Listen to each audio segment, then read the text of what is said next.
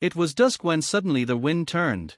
The Knights Templar folded under pressure. Muslim caliphates, instead of vanishing, adapted and formed new states shaded by concepts from both Islam and the Latin West. Europe's Renaissance then nudged forward a full century, lit by the scrolls and lamps that traveled from Damascus and Cairo to Paris and Florence. Vocabulary, medicine, numbers, everything sprouted more quickly because it was traded openly. Colonialism, as we picture it, never quite arrived. A memory of the Duel of Kings kept the age of empires on a shorter leash. The wider world spun in its own rhythm, slower, wiser. Traditions did not melt overnight, yet understanding was planted and somehow learned to grow. Even today, the echo of that standoff still hangs in the air. The sun slid behind the hilltops of Palestine, spilling fiery orange into the darkening sky, and the humid air thick with dust and sweat hung motionless, as if the ground itself had pores to breathe. In the heart of that scarred field, where every blade of grass lay flattened under iron hooves, two riders drew near one another. They seemed alone, yet the burden of countless lives rested heavily on each of their backs. One bore a lion sewn onto his breast, chain mail glinting in the last light. The other, wrapped in flowing silk, raised a banner of the crescent moon. When their gazes locked, it was not rage that sparked between them, but an emotion far deeper, far older, an emotion that cannot be cut by steel. Respect, sorrow, understanding. This clash was unlike any other. The pair who faced off there were not like the rank-and-file warriors around them. Richard the Plantagenet, known later as the Lionheart, Salah ad-Din, whom the ages remember as Saladin. Two sovereigns, two fighters, two resolute champions of competing visions. And in this fraction of the story, a road left unexplored, they encountered one another not merely as foes but as fellow human beings, alone, blade to blade, heart to heart. Yet to grasp how history brought them to this instant, we must first step back to their very beginning. The year was 1187. The Christian kingdom of Jerusalem, already a thin echo of the First Crusade, succumbed to Saladin's armies. The defeat shocked not only the fighters in the Holy Land but the whole of Latin Christendom. Pope Gregory VIII quickly urged another expedition, and one bold name rose above the rest: Richard of England, a monarch more at home in armor than on the throne, more comfortable with daring than diplomacy, a lion by title and by temperament.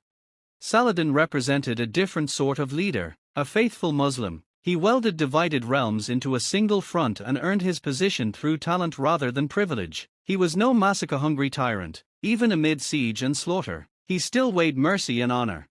In recorded history, the Third Crusade never brought these two kings into a formal duel. Instead, their scouts and messengers exchanged barbs while legions crashed together in a slow, costly grind of siege and counterattack. Yet in this imagined turn, the rules shifted.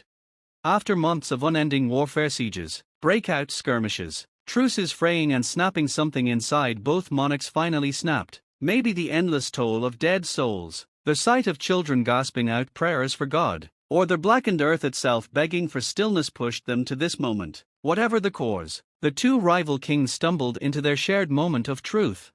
Richard dispatched a swift rider. He proposed a single combat, not for glory, not for song, for everything: the Holy Land, the destiny of two faiths, settled not by legions but by two men, one Christian king, one Muslim sultan, one battle, no second try. To the astonishment of every standard-bearer, Saladin accepted. The ground near Mount Tabor, his desolation marked a few days after the savage siege of Acre, his spot chosen. The vast camps hushed as the two leaders rode alone. No armor-bearers, no retinues, no holy men, only two figures, warriors, flesh and blood. The struggle stretched on, savage, gracious. Richard swung like a tempest, his broadsword howling. Saladin edged like summer wind, his scimitar snapping bright at every opening. Metal screamed against metal, hooves drummed the earth to storm, and watchers Christian and Muslim held their breaths as if heaven itself paused. Both fighters bore wounds, neither would drop, yet strength alone did not settle the struggle, only a deliberate choice did. Richard lifted his sword, ready to finish the duel, then paused. Saladin, blooded and swaying, held his stare. In that heartbeat, the Lionheart stepped back. He released the hilt. Saladin sank to the sand, not in surrender, but from sheer fatigue, and the desert held its breath. Richard faced his soldiers, raised his stained hand, and said, "No more." At that instant, the war stopped.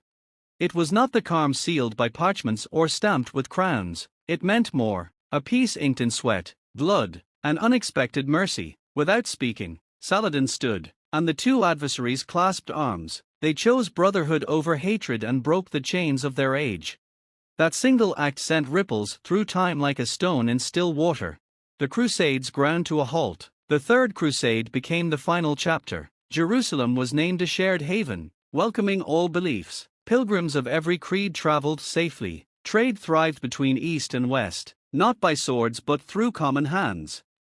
Children in Jerusalem wake to lessons in both Arabic and English. The Dome of the Rock and the Church of the Holy Sepulchre rise next to each other under a shared body of caretakers Muslim, Christian, and Jewish. Every year global diplomats meet for peace talks named after that ancient clash that never erupted into full-scale war. Schools boast the Lion and Crescent Accords on their curriculums, an everyday reminder that rivals can pick a path other than hatred, not feebleness, not capitulation, rather a rare power, their willingness to lower the blade. In the great halls of London's British Museum and Cairo National Museum, copies of two legendary swords sit on adjacent plinths. One sword is a hefty English longsword, sturdy and broad, its mate a graceful, curved scimitar, polished and lethal. Beneath the glass case a single brass plaque quietly states, "Here stood two kings, not because they fought but because they chose not to." That choice is how history tilted, not from cannon fire, coup d'etat, or roaring manifesto. Rather from a fragile decision made while bloodlust surged and every sense urged revenge. Yet one voice advised pause. Perhaps that episode offers a lesson from Richard and Saladin. True greatness is not measured by victories, taxes, or citadels. It is measured by self-control, mercy, dignity. Such a legacy neither siege nor burning scroll can erase. Such peace no treaty or battlefield ever needs. As twilight settles over that storied land, the breeze still murmurs their names, not as rivals but as men who dared to rise above the sword.